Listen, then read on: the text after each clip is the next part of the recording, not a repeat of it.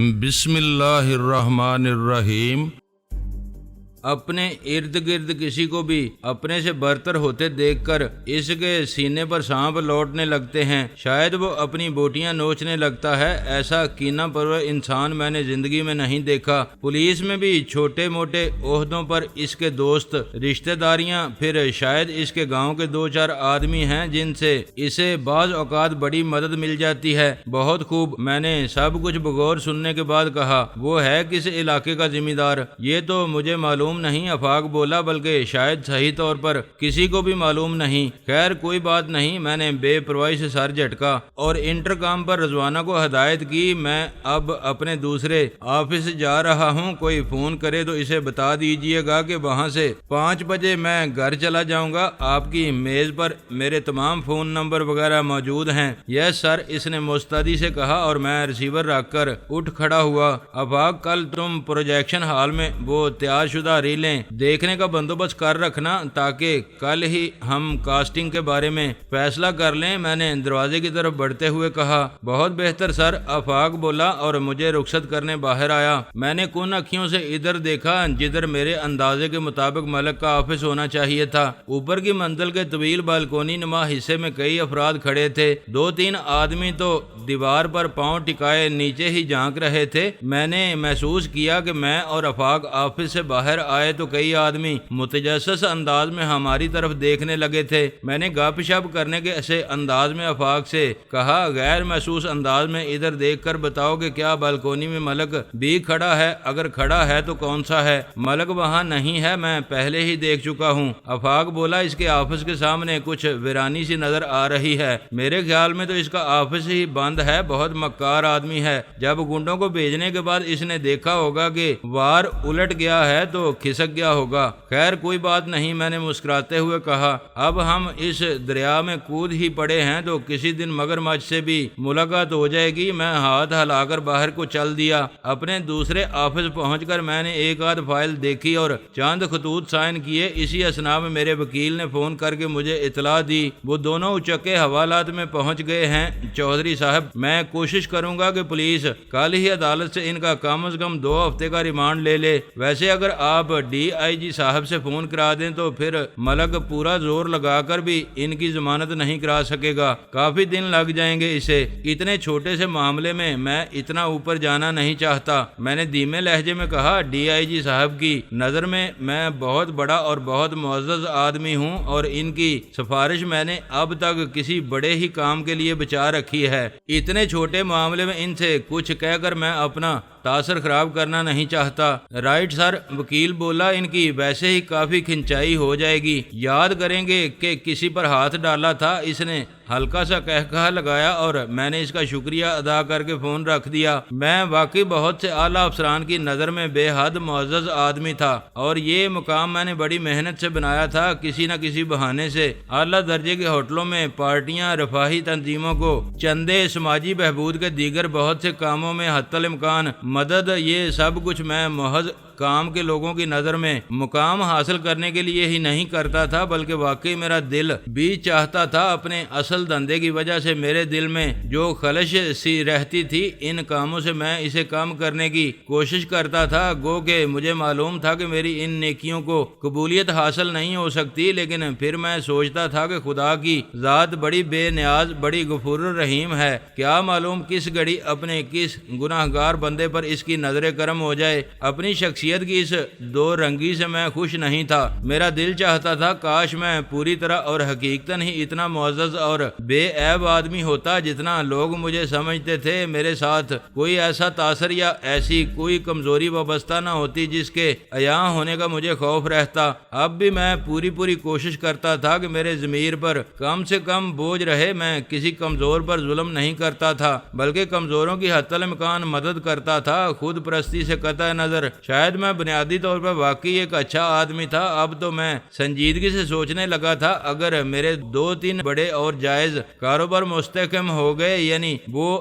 2-3 بڑے پروجیکٹس کامیاب ہو گئے جن پر میں آج کل محنت کر رہا تھا، تو میں اسمگلنگ چھوڑ دوں گا۔ اگر میرا امپورٹ ایکسپورٹ کا کام کچھ اور پھیل جاتا، ادھر کراچی میں ہوٹل والا منصوبہ کامیابی سے مکمل ہو جاتا اور ادھر فلم سازی بھی چمک اٹھتی، تو پھر اسمگلنگ سے چمٹے رہنا محض میرے زیادہ لالچی ہونے کی دلیل ہوتا۔ دولت بڑھانے کا بے شک مجھے چسکا پڑ چکا تھا، اور یہ چسکا در حقیقت ہر انسان میں موجود ہوتا ہے، لیکن ان کا بس نہیں چلتا کہ وہ کس طرح دولت حاصل کریں اور کس طرح اس میں اضافہ کرتے چلے جائیں۔ صحیح معنوں میں درویش صفت کوئی لاکھوں میں ایک ہی ہوتا ہے۔ بہت سے ایسے لوگ جو بظاہر درویشی صفت بھی نظر آتے ہیں، در حقیقت مجبور ہوتے ہیں۔ اپنی مجبوری کو انہوں نے درویشی کا نام دے دیا ہوتا ہے۔ میری نظر میں دولت بڑھانے کا جو چسکا مجھے پڑ چکا تھا وہ اتنا معیوب نہیں تھا، لیکن میں اس جنون میں مبتلا ہونا نہیں چاہتا تھا، کیونکہ چسکے کی تو پھر بھی کوئی حد ہوتی ہے، جنون کی کوئی حد نہیں ہوتی۔ میں چاہتا تھا ہمیشہ دولت میری غلام رہے، میں دولت کا غلام نہ بن جاؤں۔ میرے اشارے پر دولت ادھر سے ادھر ہو، دولت کے اشارے پر میں خزاں رسیدہ پتے کی طرح ادھر سے ادھر نہ اڑتا پھروں۔ دوسرے روز میں اسٹوڈیو پہنچا تو آفاق مجھے پروجیکشن روم میں لے گیا۔ ایک چھوٹے سے سینما ہال سے مشابہ تھا، وہاں ہمارے علاوہ 5-6 آدمی اور موجود تھے۔ آفاق نے ان سے میرا تعارف کرایا۔ وہ مختلف شعبوں سے وابستہ لوگ تھے جو ان فلموں کی تیاری کے دوران آفاق کے ساتھ کام کر چکے تھے، اور آفاق کا خیال تھا نئے سرے سے ان فلموں پر کام شروع کرتے وقت ہم انہی کے کنٹریکٹ بحال رکھیں گے اور انہی کی خدمات سے استفادہ کریں گے۔ دروازے بند کر کے بتیاں بجھا دی گئیں اور آپریٹر لڑکے نے فلم شروع کر دی۔ میں تنقیدی نظر سے فلم کے ایک ایک شاٹ اور ایک ایک سچویشن کا جائزہ لے رہا تھا، ساتھ ہی میں عوامی نقطہ نظر سے بھی یہ اندازہ لگانے کی کوشش کر رہا تھا کہ اس میں کون سی چیزیں اکثریتی طبقے کو اپیل کریں گی۔ میری توقعات کے مطابق فلم میں جان تھی۔ کہانی سننے میں جو چیزیں معمولی محسوس ہوتی تھیں، فلم کی صورت میں وہ خاصی دلچسپ اور ڈرامائی محسوس ہونے لگی تھیں۔ پہلی 2 ریلیں دیکھ کر ہی مجھے یہ اندازہ ہو گیا کہ آفاق ایک اچھا بلکہ بہت اچھا ہدایت کار تھا۔ میں نے اس نئے میدان کے لیے کام کا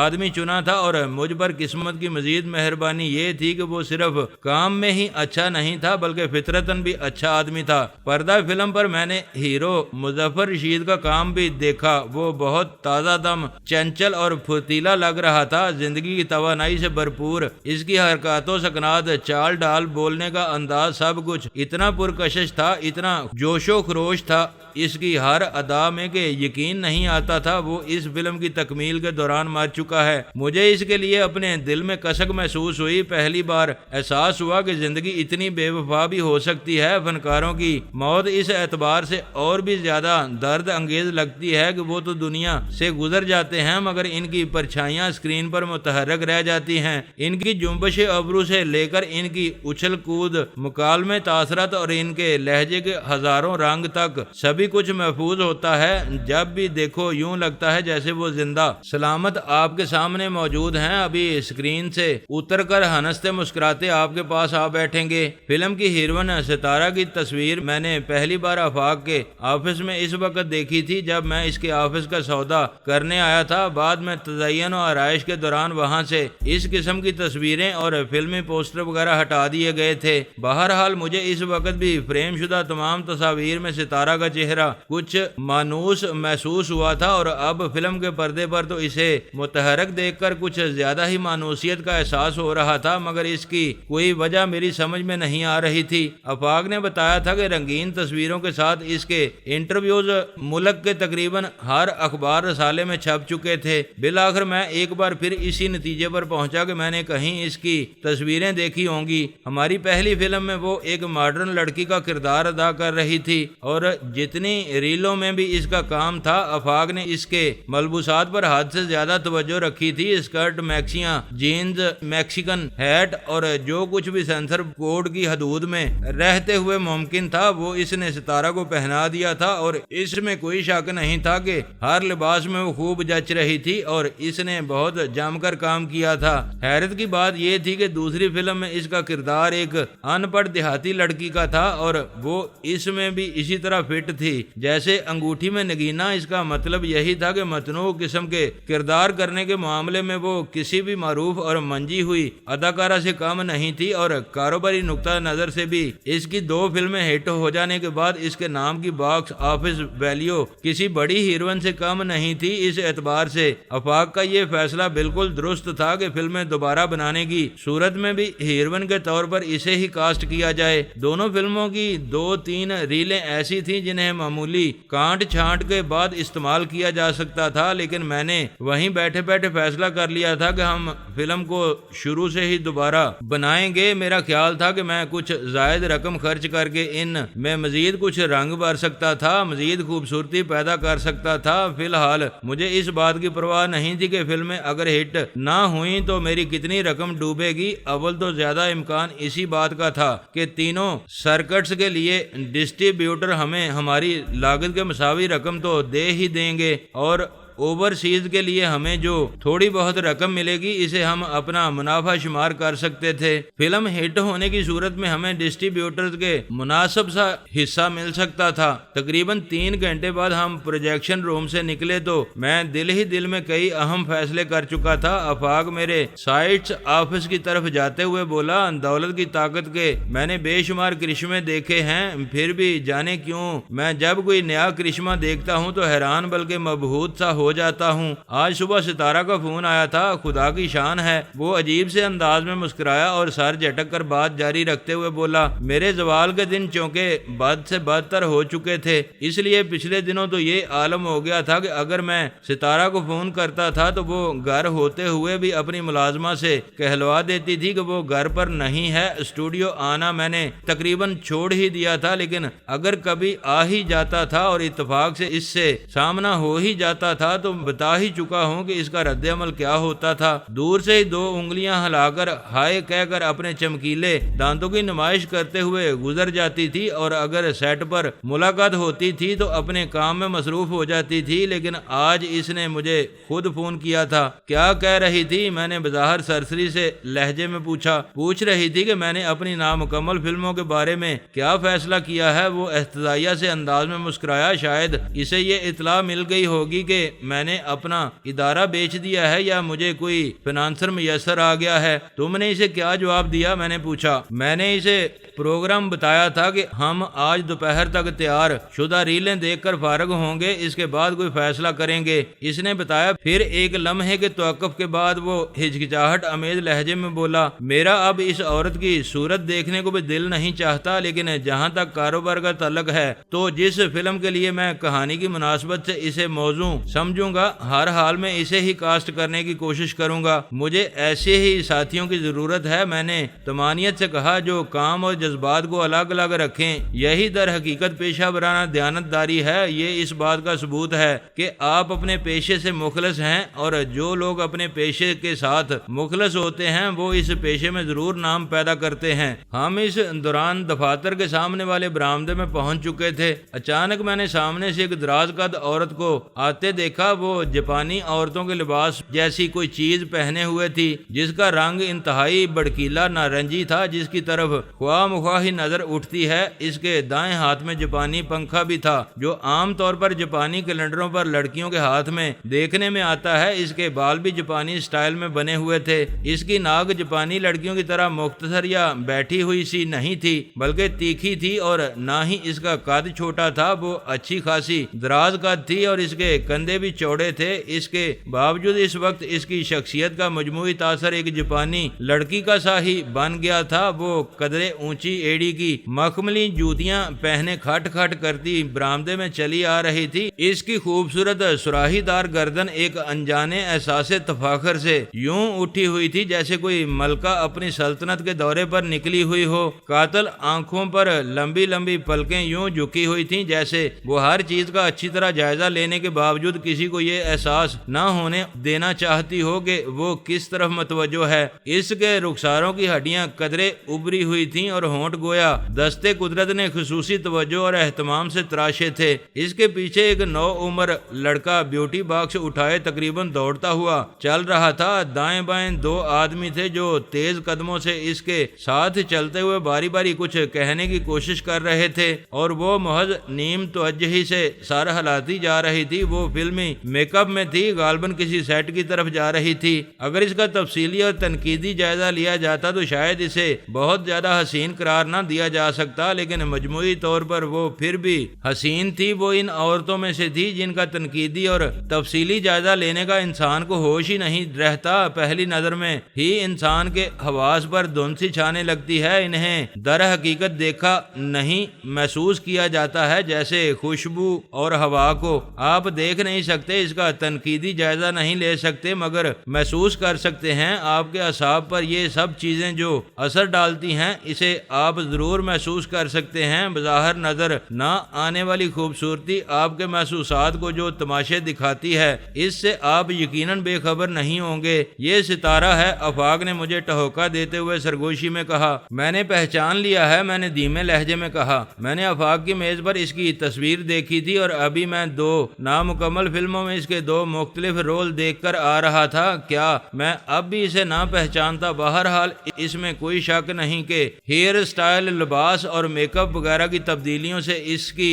شخصیت یکسر بدل کر رہ جاتی تھی اور فلمی کیریئر میں ایک عورت کے لیے یہ چیزیں اہمیت رکھتی ہے۔ اسے دیکھ کر میری وہ الجھن ایک بار پھر عود کر آئی تھی کہ میں نے اسے پہلے کہیں دیکھا ہے۔ وہ ہمارے ہی آفس کے سامنے رک چکی تھی۔ اس دوران میں اور آفاق دروازے کے قریب پہنچ چکے تھے۔ ستارہ کی لمبی سیاہ پلکیں اٹھیں اور اس نے مخمور سے انداز میں آفاق کی طرف دیکھا، جیسے ابھی اس کی موجودگی کا احساس ہوا ہو، حالانکہ میرا خیال تھا وہ ہمیں سامنے سے آتا دیکھ چکی تھی۔ بہرحال ان اداؤں پر اس کا حق تھا، آخر وہ اداکارہ تھی۔ آفاق کو دیکھتے ہی وہ چونکی، اس کے انداز میں یکلخت بے تکلفی آ گئی۔ نہایت اپنائیت سے اس نے آفاق سے ہاتھ ملایا اور جب وہ بولی تو اس کے لہجے میں گرم جوشی تھی۔ میں تمہاری طرف ہی آ رہی تھی آفاق۔ پھر وہ اس شخص کی طرف مڑی جو دائیں ہاتھ پر تھا۔ وہ پستہ قد اور فرب ہی مائل تھا۔ اس کا لباس شکن آلود لیکن بیش قیمت تھا۔ آنکھیں سرخ اور کچھ متورم سی تھیں، جیسے وہ راتوں کو دیر تک جاگتا رہا ہو۔ اس کی طرف دیکھتے ہوئے ستارہ سپاٹ لہجے میں بولی، آپ دیکھ رہے ہیں شیخ صاحب کہ آج میری سیکرٹری میرے ساتھ نہیں ہے، وہ چھٹی پر ہے۔ کل وہ آئے گی تو ڈائری دیکھ کر بتائے گی کہ میرے پاس کون سی ڈیٹس خالی ہیں۔ زبانی تو مجھے کچھ بھی یاد نہیں رہتا، پہلے ہم ڈیٹس دیکھ لیں، اس کے بعد ہی آپ سے بات کچھ آگے بڑھ سکتی ہے۔ اگر آپ ایک مخصوص مدت میں فلم مکمل کرنا چاہتے ہیں تو پھر میں ڈیٹس کا حساب کتاب لگا کر ہی فلم سائن کر سکوں گی نا۔ میں کوئی وعدہ خلافی کر کے بدنامی مول لینا نہیں چاہتی۔ یہ میرے کیریئر کا وہ دور ہے جب میرا نام جمبو جیٹ کی رفتار سے اوپر جا رہا ہے اور در حقیقت اسی زمانے میں مجھے زیادہ سنبھل کر چلنے کی ضرورت ہے۔ میں نہیں چاہتی کہ میں لالچ میں مبتلا ہو کر آنکھیں بند کر کے ہر کنٹریکٹ سائن کرتی چلی جاؤں اور پھر کام کی زیادتی، وعدہ خلافیوں کے رد عمل اور دیگر دشواریوں کی وجہ سے میرے اعصاب ٹوٹ پھوٹ کر رہ جائیں۔ مجھے اپنی جسمانی اور ذہنی صحت اور تازگی بہت عزیز ہے۔ ایک ایکٹریس کا یہی تو سب سے بڑا سرمایہ ہے۔ کیا میں غلط کہہ رہی ہوں شیخ صاحب؟ اس نے پستہ قد شخص کی آنکھوں میں آنکھیں ڈال دیں۔ وہ ایک ثانیے کے لیے گڑبڑا سا گیا، پھر سنبھل کر مسکراتا ہوا بولا، بالکل ٹھیک کہہ رہی ہو تم۔ یہ عقل مندی کی باتیں اتنی جلدی کس نے سکھا دی تمہیں؟ ستارہ کے چہرے پر مسکراہٹ یا نرمی کی رمق تک نہ ابری۔ زمانے اور وقت نے، وہ بدستور سپاٹ اور سرد لہجے میں بولی، زمانہ بہت بڑا استاد ہے اور میں بڑی ہونہار شاگرد ہوں۔ اچھا، خدا حافظ۔ خدا حافظ۔ پستہ قد شخص آگے بڑھتے ہوئے بولا، کل یا پرسوں ملاقات ہوگی۔ ستارہ دوسرے شخص کی طرف متوجہ ہو گئی جو اس کے بائیں ہاتھ پر مؤدبانہ انداز میں کھڑا تھا۔ ایک نظر گھڑی کی طرف دیکھ کر وہ چٹکی بجا کر بولی، تم اب سیٹ پر جاؤ اور اپنی نگرانی میں سیٹ لگوانے کا کام کراؤ۔ مجھے یقین ہے کہ شوٹنگ مزید 1 گھنٹے سے پہلے شروع نہیں ہو سکے گی۔ میں تو پابندی وقت کا اصول اپنا کر پچھتا رہی ہوں۔ میرے علاوہ گویا کسی کو بھی وقت کی کوئی پرواہ نہیں ہے۔ میں بھی 1 گھنٹے بعد سیٹ پر پہنچوں گی۔ بہت بہتر میڈم۔ یہ کہہ کر وہ شخص بھی تیزی سے آگے بڑھتا چلا گیا۔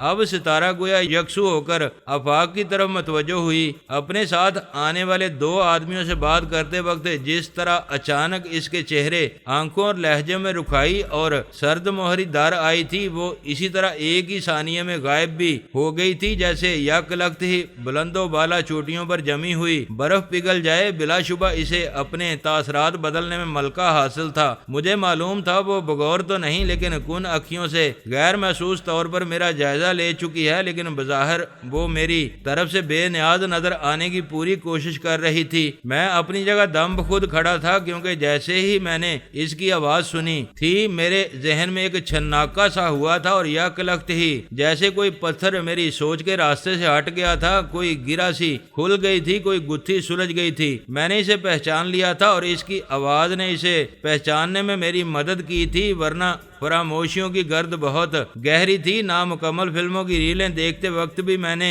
اس کی آواز سنی تھی، لیکن اس وقت زیادہ توجہ نہیں دی تھی، اور ویسے بھی ساؤنڈ ریکارڈنگ کے لوازمات اور مشینی عمل سے کچھ نہ کچھ فرق پڑ جاتا ہے۔ اس کی اصل آواز میں گو کہ بہت تبدیلی آ چکی تھی، اس میں وہ بے ساختگی نہیں رہی تھی، بہت ناپ تول کر بولنے لگی تھی۔ وہ الفاظ تراش خراش اور ساج داج کے ساتھ ہونٹوں پر آتے تھے، مگر بہرحال لہجے اور آواز کا اپنا ایک بنیادی رنگ ہوتا ہے۔ اس کے لہجے اور اس کی آواز کا رنگ میرے ذہن کے نہاں خانوں میں کہیں محفوظ تھا۔ وہ واقعی تغیرات زمانہ کا ایک ایسا شاہکار تھی کہ تصویروں میں اسے پہچان نہیں سکا تھا، تو یہ کوئی حیرت کی بات نہیں تھی۔ اس کی ذات میں آئے ہوئے انقلاب کو دیکھنے والا تو تصویر حیرت بن جاتا۔ ان دونوں کو ہی علم نہیں ہو سکا تھا کہ حیرت کا کتنا شدید جھٹکا برداشت کر چکا ہوں۔ میرے اعصاب میں ابھی تک خفیف سی جنجناہٹ اور رگوں پہ میں ایک میٹھی سی سنسنی باقی تھی۔ ستارہ دوستانہ انداز میں آفاق کے کندھے پر ہاتھ رکھ کر ہلکا سا دباؤ ڈالتے ہوئے بولی، میری اطلاعات کے مطابق تم نے نیا جنم لے لیا ہے، شاید اس میں گردن کچھ اکڑ گئی ہے۔ اب ایسی بھی کیا بے رخی، مانا کہ تم اپنے آفس بہت شاندار بنا لیا ہے، لیکن کیا مجھے اندر چلنے کے لیے بھی نہیں کہو گے؟ کیوں نہیں؟ آفاق اس کے لیے دروازہ کھولتے ہوئے سپاٹ لہجے میں بولا، اچھا ہوا تم آ گئی، ورنہ کچھ دیر بعد خود تم سے رابطہ قائم کرنے کی کوشش کرتے۔ آفاق کے اس رویے سے غالباً ستارہ کو بھی حیرت کا جھٹکا لگا، مگر اس نے اس کا اظہار نہیں کیا، صرف اس کی آنکھوں میں ایک لہر سی آ کر گزر گئی۔ شاید اسے توقع تھی کہ آفاق اس سے گلے شکوے کرے گا، طوطا چشمی کے تانے دے گا اور اس کے ہرجائی پن پر اسے شرمندہ کرنے کی کوشش کرے گا، اور ان سب متوقع باتوں کے جواب میں ستارہ کے پاس یقیناً تیار جواب ہوں گے۔ مگر آفاق ایک ذہین آدمی تھا، اس نے ایسا کوئی ذکر نہیں کیا، نہیں چھیڑا تھا۔ اسے معلوم تھا کہ ایسی باتوں کا کوئی فائدہ نہیں ہوتا ہے۔ اس نے یقیناً اپنی زندگی کا یہ باب بند کر دیا تھا۔ وہ اب ستارہ کے ساتھ اپنا طرز عمل خالصتاً کاروباری رکھنا چاہتا تھا۔ ہم دونوں ستارہ کے پیچھے پیچھے آفس میں داخل ہوئے۔ ریسیپشن پر رک کر اس نے چاروں طرف دیکھا، سیٹی بجانے کے سے انداز میں ہونٹ سکیڑے، پھر مسکراتے ہوئے آفاق سے ہی مخاطب ہوئی، واہ واہ، یہاں کے در و دیوار سے تو دولت کی خوشبو آنے لگی ہے، اور یہ خوشبو تمہیں بہت پسند ہے۔ آفاق گویا بے ساختہ بولا، مجھے نہیں، سبھی کو پسند ہے۔ ستارہ نے گہری سنجیدگی سے تصحیح کی۔ آفاق کو خاموش دیکھ کر وہ مسکرا دی، پھر اسی شان دل ربائی سے آگے بڑھتی چلی گئی۔ دونوں کیبنوں کے وسط میں پہنچ کر وہ رک گئی۔ کس طرف؟ اس نے پوچھا۔ ادھر۔ آفاق نے میرے کیبن کی طرف اشارہ کیا اور وہ نیلگوں شیشے کا دروازہ کھول کر اندر پہنچ گئی۔ اس نے یہ انتظار نہیں کیا کہ ہم میں سے کوئی اسے بیٹھنے کے لیے کہے، اس نے خود ہی میری ریوالونگ چیئر کے عین مقابل میز کی دوسری طرف ملاقاتیوں والی کرسیوں میں سے ایک منتخب کی اور اسی مخصوص تمکنت کے ساتھ بیٹھ گئی، جیسے کوئی ملکہ اپنے درباریوں میں جلوہ افروز ہوئی ہو۔ اس کے ساتھ آنے والا لڑکا جس نے اس کا بیوٹی باکس اٹھایا ہوا تھا باہر ریسیپشن پر ہی صوفے پر بیٹھ گیا۔ بڑا تربیت یافتہ لڑکا تھا۔ میں اپنی کرسی پر بیٹھ گیا۔ آفاق میرے بائیں ہاتھ پر تھا۔ میں نے ایک بار پھر ستارہ کی طرف بغور دیکھا کہ کہیں میں اسے پہچاننے میں غلطی تو نہیں کر رہا، کہیں میری بے مثل یادداشت میرے ساتھ مذاق کرنے پر تو نہیں تل گئی۔ اور اسی لمحے اس نے میری طرف دیکھا اور ہماری نظریں جیسے ایک دوسرے میں الجھ کر رہ گئیں۔ اس کی آنکھوں میں بھی برق سی کوندی اور جیسے ماضی کے کھنڈر میں بکھرے ہوئے یادوں کے سارے ہی موتی جلملا اٹھے۔ ایک ایک نقش کوہن اریاں ہو گیا۔ بھولی بصری سب باتوں کی کڑیاں جیسے اسی ایک لمحے میں مل گئیں۔ وہ بھی حیرت کے اس جھٹکے سے جلد سنبھل گئی، بالکل اسی طرح جس طرح میں سنبھل گیا تھا۔ آفاق جو ہمارے اتنا قریب تھا نہیں جان سکا کہ شناخت کے اس ایک لمحے میں ہمارے وجود کس کس طرح اندر ہی اندر اتھل پتھل ہوئے تھے۔ احساسات پر کیسا زلزلہ گزرا اور رگوں پہ میں کیسی قیامت مچی۔ بظاہر تو ہم پرسکون ہی رہے ان پہاڑوں کی طرح جن کے اندر آتش فشاں مچلتے ہیں۔ پھر ستارہ کے ہونٹوں پر دھیرے دھیرے مسکراہٹ طلوع ہوئی، میں بھی مسکرا دیا۔ تو یہ تم ہو؟ وہ کرسی کے پشتے سے ٹیک لگاتے ہوئے گہری سانس لے کر جسم کو ڈھیلا چھوڑتے ہوئے بولی۔ ہاں، اور یہ تم ہو؟ میں نے انگلی سے اس کی طرف اشارہ کرتے ہوئے کہا۔ وہ ہنسدی زندگی سے بھرپور ہنسی تھی اس کی جیسے وہ اس صورتحال سے بہت محظوظ ہو رہی ہو۔ تم تو بہت ہی غضب کی چیز ہو گئی ہو لالی، میں نے دھیمے لہجے میں کہا، اور تمہیں بھی تو وقت نے ہیرے کی طرح تراش دیا ہے افضل، وہ ترکی بے ترکی بولی۔ آفاق نے الجھن امیز سی نظروں سے یکے بعد دیگرے ہماری طرف دیکھا، پھر ہچکچاہٹ امیز سے لہجے میں بولا، آپ دونوں ایک دوسرے کو جانتے ہیں بہت اچھی طرح، میں نے ایک ایک لفظ پر زور دیتے ہوئے کہا۔ پھر تو آپ ہر بات خود ہی کر سکتے ہیں، میرے خواہ مخواہ ٹانگ اڑانے کی کیا ضرورت ہے، وہ مسکراتے ہوئے بولا اور اٹھ کھڑا ہوا۔ آدمی بلا شبہ ذہین تھا، میری ضرورت محسوس ہو تو بلا لیجئے گا۔ وہ جاتے جاتے ایک لمحے کے لیے دروازے پر رک کر بولا۔ اس کے جانے کے بعد چند لمحے سکوت طاری رہا، پھر ہم دونوں خاموشی سے ایک دوسرے کی آنکھوں میں جھانکتے رہے جیسے گمشدہ رفاقتوں کے خزانے تلاش کر رہے ہوں۔ وہ ہاتھوں کی مخروطی انگلیاں ایک دوسرے میں پھنسائے بیٹھی تھی اور اس کی آنکھیں خوابناک سی دکھائی دے رہی تھیں، شاید وہ خواب ہی دیکھ رہی تھی، ان جنت نشان جزیروں کے خواب جنہیں ہم بہت پیچھے چھوڑ آئے تھے۔ میں چشم تصور سے گندی سی رنگت والی اس خانہ بدوش لڑکی کو دیکھ رہا تھا جو پتھر توڑتی تھی، مٹی ڈھوتی تھی یا اسی طرح کا کوئی اور محنت مزدوری کا کام کرتی تھی۔ سجاد کنسٹرکشن کمپنی جہاں پل تعمیر کر رہی تھی وہاں قریب ہی ایک میدان میں وہ اپنے قبیلے کے دیگر لوگوں کے ساتھ ایک بسیدہ سے خیمے میں مقیم تھی۔ پھر مجھے اس کا وہ لہیم شہیم اور خوفناک صورت باپ یاد آیا جو خیمے میں پڑا اینٹتا رہتا تھا، یا پھر دوسری جنگ عظیم کے زمانے کی ایک بندوق کندھے سے لٹکائے پھرتا تھا جو نہ جانے کب سے فائر کرنا بھول چکی تھی۔